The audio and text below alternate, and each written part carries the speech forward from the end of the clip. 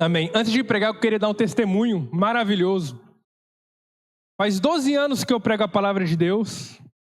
E desses 12 anos, todo mundo que é próximo de mim, toda a minha família veio para Deus. Faltava apenas uma pessoa, duas pessoas na verdade, que é muito importante para mim, que era minha irmã e meu cunhado. Então, ou seja, todos os meus avós, todos os meus tios, todos os meus amigos de infância, meus pais, todo mundo veio para Deus. Só faltava a minha irmã. E há 12 anos pregando a palavra de Deus, há 12 anos deixando Deus me usar para salvar a família dos outros, mas a minha família ainda não estava totalmente salva. E o testemunho que eu tenho a dar para vocês hoje é que nesse exato momento, minha mãe está pregando a palavra de Deus lá na paróquia Nossa Senhora Aparecida, eu estou pregando a palavra de Deus aqui, e minha irmã e o meu cunhado está servindo a Deus lá na paróquia São João Batista pelo Instituto Encheios. Então vamos dar uma salva de palmas para Jesus? Então eu posso dizer que graças a Deus, Deus pegou todo mundo da minha família. Amém? Deixa eu me apresentar. Boa noite. Eu me chamo Danilo, tenho 30 anos. Sou casado com a mulher mais linda desse mundo, Juliana. Nesse momento está lá em casa cuidando, na verdade colocando para dormir os nossos 2 filhos. Tenho uma filha de 2 anos e meio. Tenho um filho de 6 meses, a Ana Júlia e o Felipe. E estou muito feliz por estar aqui. Agradeço mais uma vez a Boquim por me chamar. Saiba que estou sempre à disposição. E o que Deus tem para nós hoje é maravilhoso. Eu sempre, antes de pregar, eu pergunto para Deus assim: Jesus, para quem que eu vou falar? Eu sempre pergunto isso: para quem que eu vou falar? E tocou no meu coração, Deus falou assim: Danilo, é o seguinte, nesse frio que está, as pessoas que lá estarão não são pessoas que não conhecem a Deus. Algum encontro, alguma coisa, pelo menos o nome dele já ouviu falar. Então saiba, você vai pregar hoje não é para pagão, é para pessoas que amam a Deus. Porque você está aqui hoje é porque você ama a Deus. Eu queria estar deitado no meu quarto com os meus filhos dormindo, mas eu estou aqui porque eu amo a Deus. E com certeza você teria talvez outro lugar para estar, mas nós estamos aqui. E você está aqui porque você reconhece que Deus, Ele é o Senhor da sua vida, amém? Então eu estou pregando para pessoas que já amam a Jesus. Então é essa pregação que eu irei fazer. Então já que vocês amam Jesus, eu não posso vir aqui para vocês com alimento líquido. Eu preciso vir com vocês com um alimento um pouco mais sólido, amém? Então a pregação de hoje vai ser uma pregação um pouco nível 2, para aqueles que já amam a Jesus, amém? Então você que está com a sua Bíblia, abre comigo Apocalipse capítulo 2. Nós não iremos ler agora, mas você precisa estar aberto, que nós iremos chegar até aí. Apocalipse capítulo 2. Último livro da Bíblia. Abriu? Deixa eu abrir aqui, que até eu não abri.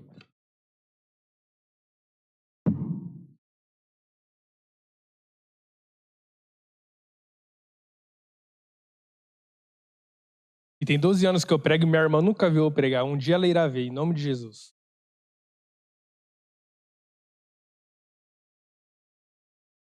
Amém?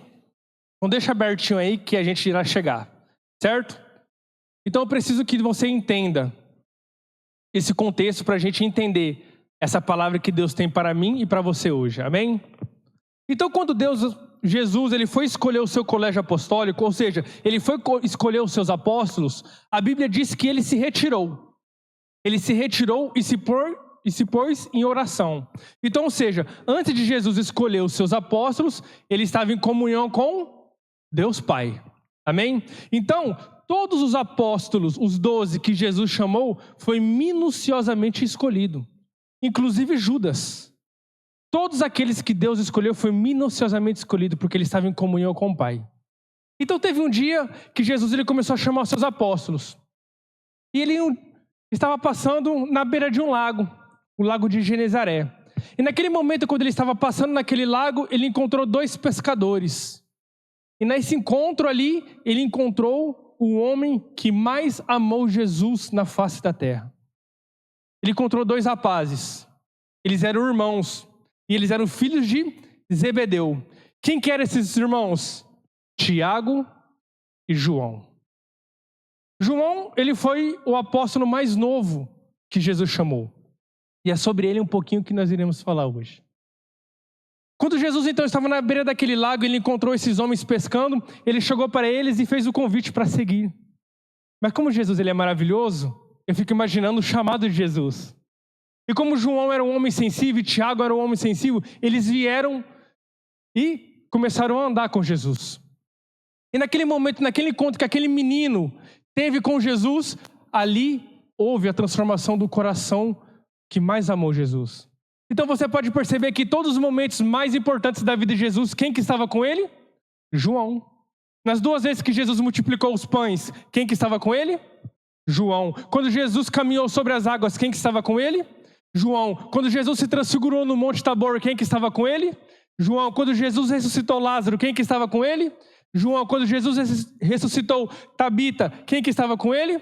João. João, ele amava tanto a Jesus, que quem que foi o discípulo, o único a ser chamado de discípulo amado? João. Não é que Jesus amava João mais do que os outros, mas é porque João amava Jesus mais do que os outros. João era tão maravilhoso e ele amava tão Jesus que quem que foi a única pessoa que foi escolhido para acolher a mãe de Jesus? Filho, eis aí a tua mãe?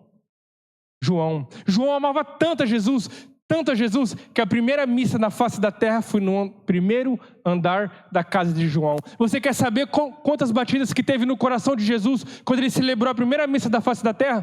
Pergunta para João, porque a Bíblia diz que quando Jesus estava celebrando a Santa Ceia, João estava deitado com a orelha no peito de Jesus. Você quer saber qual era o cheiro de Jesus? Pergunte para João, porque João acordava todos os dias com Jesus. Você quer saber como que eram os cabelos de Jesus? Você quer saber como que era a textura da pele de Jesus? Pergunta para João, porque João, ele era apaixonado por Jesus. E esse menino, ele foi crescendo, e Pentecostes foi no segundo andar na casa de João. Então João estava ali, sempre com Jesus. Qual que foi o único apóstolo que não negou Jesus? João. Todos os outros negaram Jesus. Como você sabe disso, Danilo? Porque o único a estar diante da cruz no Calvário era João. Todo mundo fugiu com medo de morrer. O único que teve coragem de enfrentar, inclusive a morte, foi João. Então João era aquele menino que foi crescendo, que foi se transformando homem, que foi crescendo e foi virando adulto, que foi crescendo e foi virando idoso. E ele sempre permaneceu amando Jesus. Então teve Pentecostes, que foi no segundo andar da casa de João. E depois que veio Pentecostes, a igreja começou a viver um momento muito complicado. Que nós chamamos isso de martírio. A igreja começou a viver isso. As pessoas que falavam que seguiam a Jesus, elas morriam por causa disso. Então, a igreja teve 13 apóstolos, porque quando Judas se suicidou, Matias entrou no lugar dele. Desses 13 apóstolos, 11 morreram mártir. Ou seja, perderam a vida por causa de Jesus. Judas se matou e João foi o único que não morreu mártir. Agora você imagina no coração desse menino, desse homem, desse idoso, que todos os seus irmãos morreram, todo mundo se foi e ele foi o único que sobreviveu. Imagina a melancolia no coração dele, aonde todo mundo estava sendo perseguido e o rei Domiciano perseguia João. Existem evangelhos apócrifos que diz que uma vez tentaram matar João, que pegaram João, colocaram ele dentro de um caldeirão, pegando fogo, e João não pegava fogo, ele não morreu, porque ele amava tanto a Deus que, como dizia o salmista, o amor é mais forte do que a morte. Ninguém conseguia matar aquele rapaz. Ninguém conseguia tirar a vida dele. E a vida dele era tão espelhada em Jesus que onde ele passava, ele atraía as pessoas para Jesus. Ele se tornou um inimigo mortal do rei Domiciano. E o que aconteceu? O rei falou assim: eu já tentei matar esse moleque de várias vezes. Já coloquei ele na prisão, já bati nele, já coloquei ele dentro de um caldeirão de fogo. Esse menino não morre. É o seguinte: vamos isolar ele do mundo. Vamos colocar ele dentro de uma masmorra, dentro de uma prisão. Para ver que se de lá ele não convence ninguém a mais ser de Jesus. E assim fizeram. Colocaram o João dentro de uma masmorra chamado Pátimos. Pátimos significa o local do sofrimento. Imagine comigo, quando João foi colocado nessa ilha de Pátimos, foi 63 anos depois que Jesus já tinha ascendido ao céu. Então nós estamos falando de um homem, quando Jesus chamou João, João tinha 24 anos, então nós estamos falando de um homem de mais ou menos ali 89, 90 anos. estava dentro de uma prisão. Grisalho, cabelo branco, já um senhor. E a Bíblia diz que quando João estava lá dentro, ele tinha direito apenas de uma refeição no dia. Ou seja, um senhor foi preso pelo simples fato de amar Jesus. Tinha direito apenas de uma refeição. A Bíblia diz que o esgoto do rei Domiciliano passava dentro da cela onde ele estava. Então aquele senhor, passando por tudo aquilo e ainda sentindo todo aquele fedor, falava que João, ele tinha poucas vestimentas, então João passava frio, então João no calor passava muito calor, então ele estava passando tudo aquilo ali pelo simples fato de estar amando a Jesus. E teve um determinado momento da Bíblia então, depois de 66 anos, que João ficou 3 anos nessa ilha de Patmos, João não aguentava mais. João não aguentava mais, não é pelo sofrimento, mas ele não aguentava mais ficar longe de Deus. A Bíblia diz que ele, 9 horas da manhã, se colocou em oração. A Bíblia não diz a oração que ele falou, mas eu fico imaginando que ele deve ter feito uma oração semelhante a Paulo, que dizia assim: ô Jesus, eu não sei se eu peço para o Senhor me levar para que eu possa te adorar na eternidade, ou se o Senhor me deixar vivo para me te adorar na minha própria carne. Eu não sei aquilo que eu faço, mas eu não aguento mais de saudade do Senhor. Eu ainda sinto o seu cheiro, eu ainda sinto que o Senhor está perto de mim, eu ainda escuto a sua voz, eu não aguento mais de saudade. Imagina. Ele não aguentava mais de saudade do Senhor. E teve um momento então que ele estava ali, na oração dele, tendo perseverado 66 anos depois que Jesus voltou para o céu, e disse que algo extraordinário aconteceu naquela cela. Vale a pena perseverar. Vocês vão entender o porquê. Naquela cela então, João, um senhor apaixonado, lembrando de todos os momentos maravilhosos com Jesus, porque João, o amor de João era um amor impetuoso. Era um amor inconsequente, porque teve um dia que Jesus estava pregando a palavra de Deus e entraram os fariseus. E os fariseus estavam ouvindo Jesus falar e começaram a falar assim: se esse homem continuar falando isso, nós vamos matar esse homem. João ouviu aquilo e chegou para Jesus e falou assim: Jesus, eles estão falando isso de você. Você quer que eu rogo ao Pai para que o Pai mande fogo para matar esse povo? Jesus falou: calma, João, calma. Mas é o ímpeto de quem ama. A partir disso daí, Tiago, João e Pedro foram chamados de Bonerges, os homens do fogo. Então aquele menino que hoje já era senhor, já tinha amado tanto, tanto, tanto, e não aguentava tanto de saudade, mas ele perseverou. E quem persevera, alcança aquilo que deseja, amém? E ele teve um encontro com esse Jesus.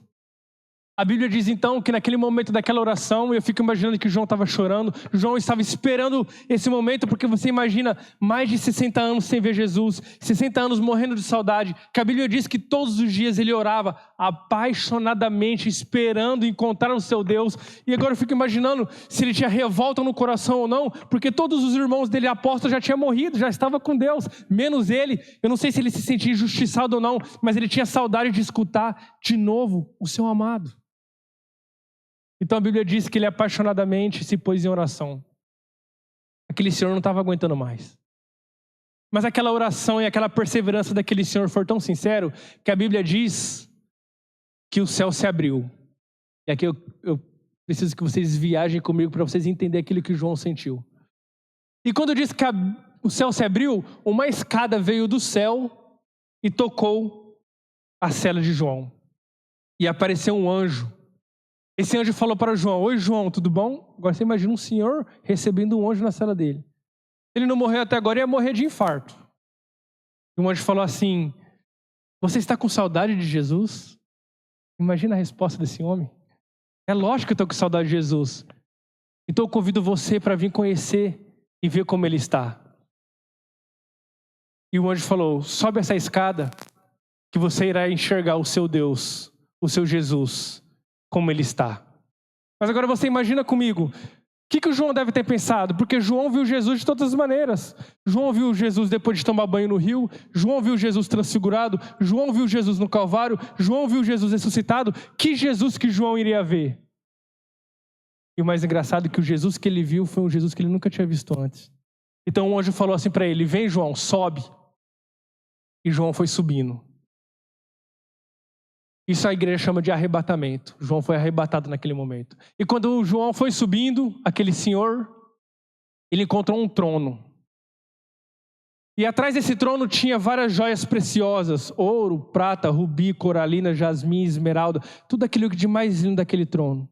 E quando João foi subindo, ele viu que em cima do trono estavam todos os coros angélicos, anjos, arcanjos, serafins, querubins, virtudes, tronos, dominações, potestades. Estavam todos lá em cima adorando a Jesus. E quando ele continuou subindo, ele viu que nos pés daquele trono tinha os anciões incensando o Cordeiro. Mas ele ainda não tinha visto Jesus. E o anjo falou, continua subindo, João. E quando João subiu, ele encontrou o amado dele. E quando ele encontrou Jesus, ele viu que Jesus ele tinha cabelo branco como a neve. Significando que Jesus é maduro. Que o sim de Jesus é sim, que o não de Jesus é não. Ele sabe aquilo que ele faz. E ele continuou subindo, ele viu que a cabeça de Jesus, ela estava brilhando. Porque Jesus ele é o cabeça da igreja. Porque Jesus ele é santo. E a única igreja fundada por Jesus foi a igreja católica apostólica romana. E quando ele foi subindo, ele viu que os olhos de Jesus estavam pegando fogo e tinha duas brasas flamejantes. Significando que tudo o que acontece na face da terra está sob a destra dos olhos de Jesus. Nenhum fio de cabelo cai da nossa cabeça sem for a vontade de Jesus. Nenhuma folha cai da árvore que não esteja diante dos olhos de Jesus. E ele foi subindo, ele viu que dentro da boca de Jesus saía uma espada de 2 gumes. Uma significando o Antigo Testamento, quando Jesus falou, eu não vim abolir a lei, porém todas as leis dos profetas se encerram em mim. Eu sou a profecia do Antigo Testamento. E a outra era o próprio Jesus, era a palavra de Deus. Essa espada de 2 gumes, ela transpassa a nossa alma, que chega até o nosso espírito. E ele foi subindo e ele viu que Jesus ele estava com uma túnica branca, uma túnica talar. Nem o alvejante do mundo era capaz de deixar uma túnica branca daquele jeito, mostrando que Jesus ele era sacerdote, profeta e rei. E ele continuou subindo, ele viu que Jesus tinha um cinturão de bronze, tinha um cinturão mostrando a realeza de Jesus, porque ele é o rei do céu e da terra, do universo e o rei da nossa vida. Ele continuou subindo, ele percebeu que Jesus estava com botas de ouro, botas de bronze, porque o ouro e a prata derrete facilmente no bronze. O ouro e a prata derrete facilmente no fogo, mas o bronze não, mostrando que Jesus tem pegada firme. Então João, depois de viu tudo isso daí, ele desmaiou. É lógico que ele desmaiou. Você imagina você ver tudo isso e você ficar vivo? E a Bíblia diz que ele desmaiou. E quando ele desmaiou, um anjo chegou para João e falou assim, João, acorda. Eu fico imaginando que o João falou assim, você vai me levar para mim adorar Jesus na eternidade? Ele falou, não. Você ainda tem sua última missão na face da terra. Pega uma caneta de nanquim, pega um pergaminho, que antes de você ir para o céu, eu vou dar uma missão para que você escreva algumas mensagens de falar para esse povo. Tudo isso que eu acabei de falar para vocês foi como foi escrito o livro do Apocalipse. Foi depois desse arrebatamento que João escreveu o Apocalipse. Então a mensagem que João escreveu para a boquinha hoje, para nós hoje, está em Efésios capítulo 2. Vamos lá. Então quando João ali, ele pegou uma caneta de nanquim, pegou um pergaminho, o anjo falou assim, eu quero que você comece a ir escrevendo uma carta para as minhas 7 igrejas. Essas 7 igrejas significa ali as igrejas aonde o anjo do Senhor tomava conta. E qual que é o nome dessas 7 igrejas? Éfeso, Esmirna, Pérgamo, Tiatira, Sardes, Filadélfia e Laodiceia. Cada igreja dessa significa como que a igreja católica apostólica romana o que ela irá passar até o arrebatamento final. Amém? Então a primeira mensagem que Deus fala é a mensagem a Éfeso. Bata no seu coração e fala assim, ó, eu sou Éfeso. Tá horrível. Eu sou Éfeso. Éfeso é a igreja mais poderosa que já teve na face da terra. Para vocês terem uma noção de como Éfeso era grande, Nossa Senhora foi morar, depois que Jesus voltou para o céu, foi morar na igreja de Éfeso. Pentecostes aconteceu na igreja de Éfeso. A primeira conversão de um casal na Bíblia, Áquila e Priscila, foi na igreja de Éfeso. Éfeso era tão poderoso que começou a dar briga. Era tanto dons carismáticos ali que começou a dar briga. Então, o primeiro concílio e o segundo concílio da Igreja Católica são o concílio de Éfeso. Então, Éfeso era a igreja mais poderosa do mundo. Era a igreja mais amada. Por quê? Porque foi dali que saiu todos esses carismas da igreja. E Deus tinha uma mensagem para Éfeso. E Éfeso é você. E essa mensagem é para você. E sobretudo para mim. Que diz assim, Apocalipse capítulo 2, versículo 1. Ao anjo da igreja de Éfeso, escreve: eis o que diz aquele que segura as 7 estrelas na mão direita e aquele que anda pelo meio dos 7 candelabros de ouro. Até aí ninguém entendeu nada. E ele começa: ei, Éfeso, eu conheço as tuas obras.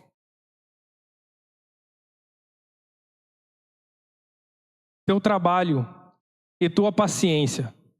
Eu sei que você não suporta os maus e você põe à prova aqueles que dizem apóstolos e não são, e achaste eles mentirosos. Tens perseverança, sofrestes pelo meu nome e não desanimastes. Mas saiba, Éfeso, eu tenho contra ti apenas uma coisa: arrefecestes o seu primeiro amor. Ou seja, ei, Éfeso, eu conheço as tuas obras. Eu sei tudo aquilo que você passou para estar aqui hoje. Eu sei do frio que você venceu para estar aqui hoje. Eu sei tudo aquilo que você já viveu. Eu sei das coisas boas que você já fez para Deus. Eu já sei de tudo aquilo que você já renunciou para estar com Deus. Deus sabe de tudo isso sobre nós. Ei, Éfeso, eu conheço o teu trabalho. E quando aqui Deus fala de trabalho, Ele está falando de cansaço físico. Eu sei quantas vezes você já deixou de fazer coisas para você para servir a Deus. Eu sei de tantas coisas que você já deixou de fazer, de renunciou, está cansado, já perdeu o sono por causa de Deus. Eu sei de tudo isso, Éfeso.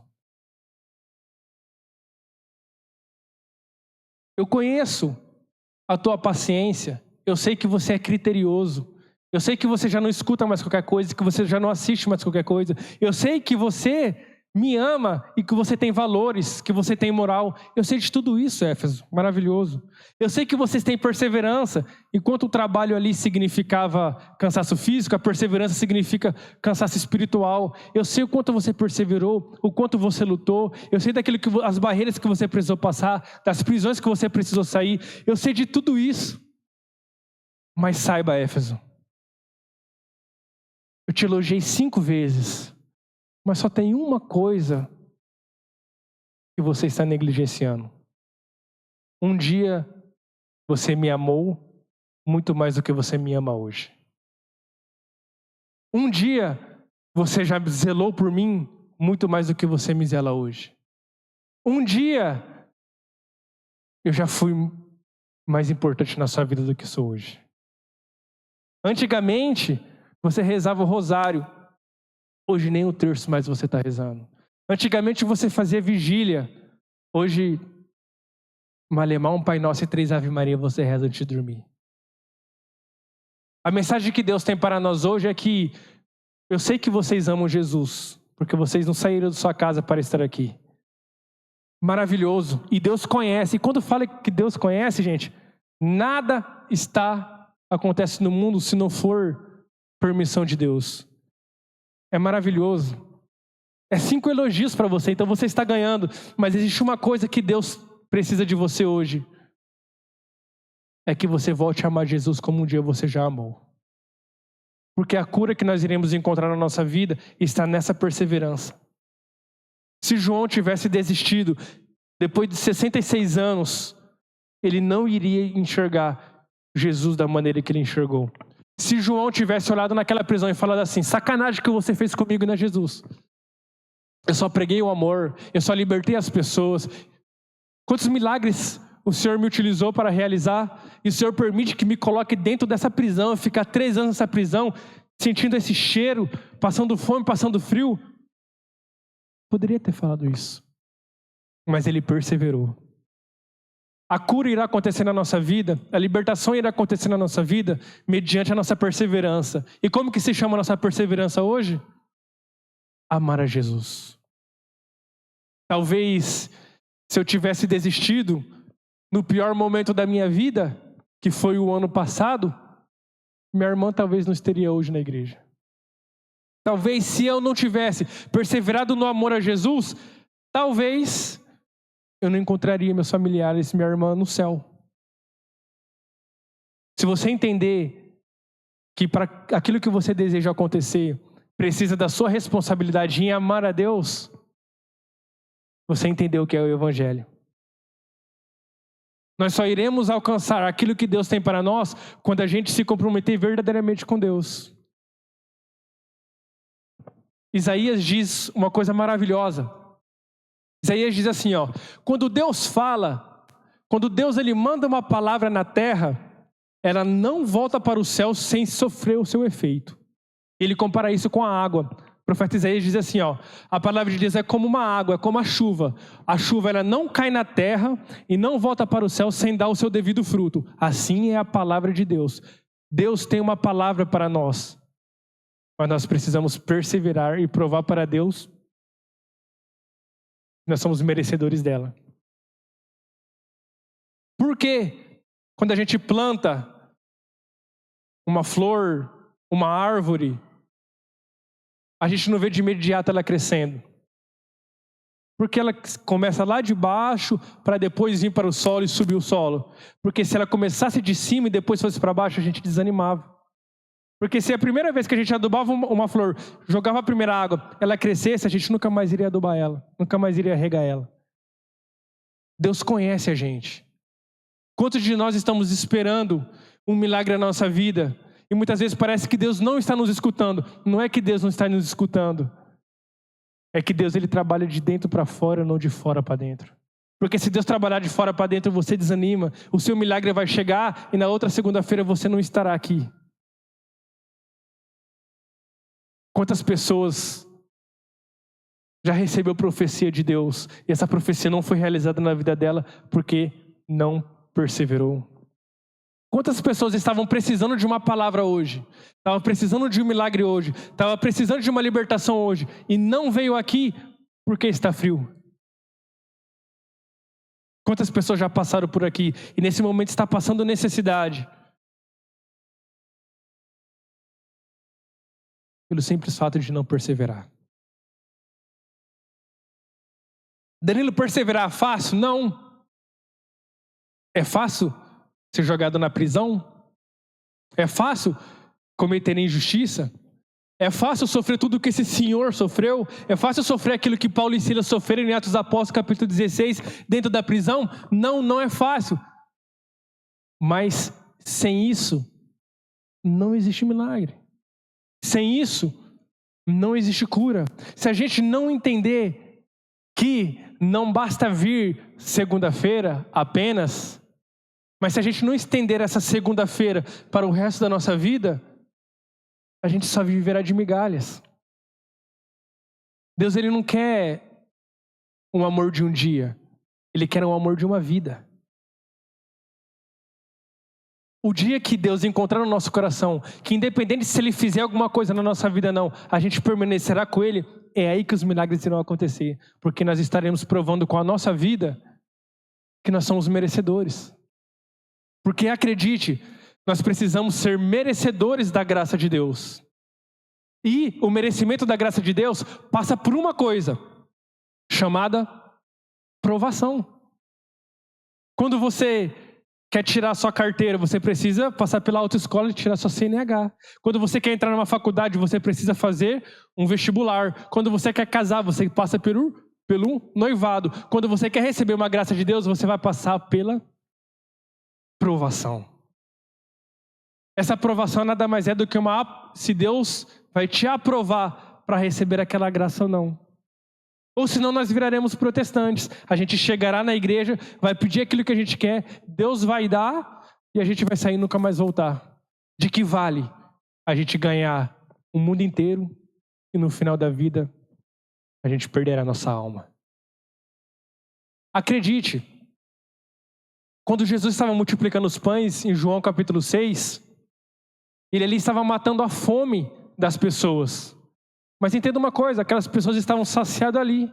Amanhã elas voltariam a ter fome. E Jesus ficou irado com aquilo ali, porque ele percebeu que as pessoas só estavam indo atrás dele por causa do pão que ele estava dando, e não por quem ele era. É por isso que quando ele começou o discurso do pão da vida, todo mundo foi embora. E só sobrou os 12 apóstolos. E ele olhou irado para os apóstolos e falou: vocês também não vão? E Pedro diz: a quem iremos, Jesus? Só o Senhor tem palavras de vida eterna. Quantas pessoas eu já testemunhei que foram curados de câncer, que foram curados de enfermidade? Amém. Mas entenda, com câncer ou sem câncer, a gente vai morrer. Com enfermidade ou sem enfermidade, a gente vai morrer. O que pode durar é um pouco mais de tempo que nós iremos viver. Mas de que vale a gente receber tantos milagres, tantas bênçãos, se no final da vida a gente vir perder a nossa alma? Quando eu disse para vocês que a gente precisava de um pouco de alimento sólido, é isso. Você vem num frio, ainda você escuta o pregador falar essas coisas. É o que Deus tem para nós hoje, Éfeso. Deus, Ele conhece as nossas obras. Deus sabe, mãe, quantos que você chora para o seu filho voltar para a igreja. Deus sabe quanto você luta para ser restaurado o seu matrimônio. Deus sabe de tudo isso. Deus sabe o quanto você tem perseverado. Deus sabe o seu cansaço físico. Quantos de nós aqui não saímos do serviço para vir para cá? Eu saí do meu serviço, eu não jantei, dei banho na minha filha, dei comida para minha filha, arrumei todo o meu quarto para me sair de casa, para minha esposa não ter tanto trabalho. Todo mundo está cansado. Deus sabe de tudo isso, mas aquilo que irá mostrar para Deus que eu sou merecedor da fé não é eu fazer isso.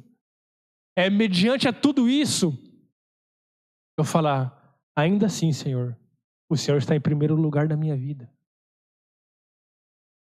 Quantas pessoas de nós não abandonam Jesus por ter perdido uma pessoa importante? Quantas pessoas por ter perdido um filho, por ter perdido um pai, por ter perdido uma mãe, por ter perdido um irmão, que abandona Deus e fala para Deus: eu não acredito que o Senhor permitiu que isso acontecesse. E aqui eu não julgo as pessoas, mas saibam que talvez, se ela perseverasse mais um pouco, ela iria encontrar a ressurreição que ela tanto busca. Nós precisamos entender hoje, Éfeso, que Deus nos conhece como a palma da mão dele.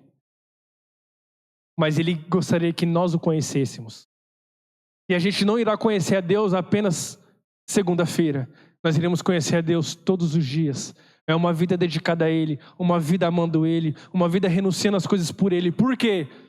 Porque é assim que se alcança a felicidade. É assim que se alcança a alegria. É assim que se alcança tudo aquilo que nós desejamos. Há 12 anos, rezando para que minha família viesse para a igreja. E minha irmã veio para a igreja. Nunca me viu pregar, talvez nunca veja. Mas o que Deus prometeu para mim era: Danilo, lute para ser fiel. Vai lutar para salvar outras famílias, que deixe que a sua família eu salvo. Eu nunca falei de Deus para eles. E Deus pegou minha família. Não pegou porque eu sou bom, maravilhoso, não. Mas eu perseverei. Caí, pequei, mas eu levantei. Eu nunca fiquei prostrado. Já me desanimei, já chorei, mas eu decidi levantar. Porque é uma decisão. Porque se você for esperar ter vontade de rezar para rezar, você nunca vai rezar. Se você for esperar a vontade de casar para casar, você nunca vai casar. Ah, Danilo, eu só vou casar depois que eu me formar na faculdade. Talvez você nunca se forme na faculdade e você não vai ser feliz nunca. A felicidade não está na onde você chega, mas está no modo que você vai. Se eu fosse esperar ser feliz só depois que meus filhos nascessem, e se meus filhos não nascessem? Se eu for colocar minha esperança de felicidade na minha esposa, ou nos meus filhos, ou nos meus pais. Meu pai morreu um ano passado. Imagina se eu colocasse a felicidade na vida do meu pai. A nossa felicidade tem que estar em Deus. E tudo aquilo que acontecer, nós iremos entender se a gente tem essa maturidade espiritual de entender isso. Você não tem noção quanto de milagre que Deus quer derramar aqui hoje. Você não tem noção quanto de libertação Deus vai realizar aqui hoje. Mas Deus, Ele só irá realizar se Ele encontrar no seu coração um amor decidido. Decididamente estar com Ele. Na alegria, na tristeza, na saúde, na doença. Todos os dias da sua vida. O dia que você descobrir isso, não existe enfermidade que ficará de pé. Não existe problema que ficará de pé. Porque você passou pela prova. Isso é maravilhoso. Quando Davi escreve o Salmo 23, ele diz assim, o Senhor é meu pastor e nada me faltará. Olha que lindo. Nada faltará, e nada é nada. Não vai te faltar problema, mas também não faltará solução. Não vai te faltar aprovação, mas também não irá faltar solução para que você passasse por aquilo. Não irá faltar prisões, não irá. Mas também não irá faltar misericórdia, não irá faltar graça, não irá faltar cura, não irá faltar libertação. Talvez você esteja passando por um momento maravilhoso da sua vida. Ou talvez você esteja passando por um momento ruim da sua vida. Mas saiba, ser feliz e estar com Deus é uma decisão. Não é um sentimento, não é uma vontade, é uma decisão. Eu quero estar. Porque quando a Bíblia diz que o choro dura uma noite e a alegria vem pelo amanhecer, por que ele diz isso? Ele não está dizendo que ao amanhecer tudo será solucionado e você não irá mais ter problema. Mas está dizendo que a partir do momento que você ilumina sua mente e entende que independente das coisas, quem morreu por você na cruz foi Jesus, não foram os seus problemas, irá amanhecer na sua vida. E o sol da justiça está sobre nós, gente. Hoje você irá receber aquilo que você tanto deseja. Se você amar verdadeiramente Jesus. Hoje você irá receber aquilo que você veio buscar aqui hoje. Porque se você veio aqui não buscar nada, você veio à toa. Nesse frio você veio aqui para não buscar nada, tem alguma coisa errada. Eu vim buscar. E Deus sabe aquilo que eu vim buscar. Eu não sei aquilo que você veio buscar. E eu não preciso saber. Ele precisa saber. O seu filho retornará. Os seus filhos retornarão. A sua família um dia estará sentado com você. O emprego virá. A enfermidade sairá. Desde que a gente ame. Como um dia a gente já amou. Porque Ele nos conhece. Ele sabe o quanto que a gente perseverou para estar aqui. E você concorda comigo que para você estar aqui hoje, você já passou por muita coisa difícil? O ano passado foi o pior ano da minha vida. Foi um ano que eu queria que, se pudesse excluir um ano da minha vida, que fosse o ano passado. Você concorda comigo que sempre que depois que você passou por uma prova, você saiu mais forte? Você saiu mais resiliente? Você saiu mais inteligente? É por isso que você passou por ela. Então, todas as vezes que você estiver passando por uma promoção, saiba que algo grande está vindo. Porque Deus prova quando Ele quer derramar algo. Por que muitos não recebem? Porque sucumbem na prova. Mas aqueles que passam pela prova receberão a coroa da vida eterna. Receberão aquilo que seu coração tanto deseja. Então, se você está passando por uma provação hoje, saiba, Deus te ama muito. Persevere só mais um pouco, que já chegará aquilo que o seu coração tanto deseja. Amém? Vocês conseguiram entender aquilo que Deus tem para nós hoje? Nós somos Éfeso. Nós somos os mais importantes. Nós somos os mais preciosos. Deus troca reinos por nós. Nós somos amados. Deus, Ele nos tem como prioridade. E hoje Ele nos pede para que nós tenhamos Ele como prioridade. Deus, Ele é fiel. Mesmo na nossa infidelidade. Se você soubesse o quanto eu, pregador, já fui infiel com Deus. E Ele continuou sendo fiel a mim. Minha irmã hoje está na igreja e eu não fiz nada para isso. Nem rezar por ela eu rezava mais. Seja fiel. Seja feliz. Porque é isso que Deus tem para nós. João capítulo 10, versículo 10. Eu vim para que todos tenham vida. E vida em abundância. Se você não está vivendo abundância na sua vida, é porque ainda você precisa voltar a amar, voltar a se entregar. Ei, Éfeso, Deus te conhece, mas volte com aquele amor de criança, volte com aquele amor desinteressado, volte com aquele amor profundo, porque é na profundeza do teu amor que você irá encontrar os mistérios gloriosos de Deus. É dentro das chagas de Jesus que você irá encontrar ali a cura que você tanto necessita. Nós iremos rezar neste momento. E a oração que nós iremos fazer neste momento é a oração das pessoas que têm coragem. Coragem de amar, coragem de se entregar, coragem de depositar em Jesus tudo aquilo que nós temos, coragem de depositar a sua vida em Jesus. Hoje nós iremos fazer uma oração só daqueles que têm compromisso com Deus. Ninguém é obrigado.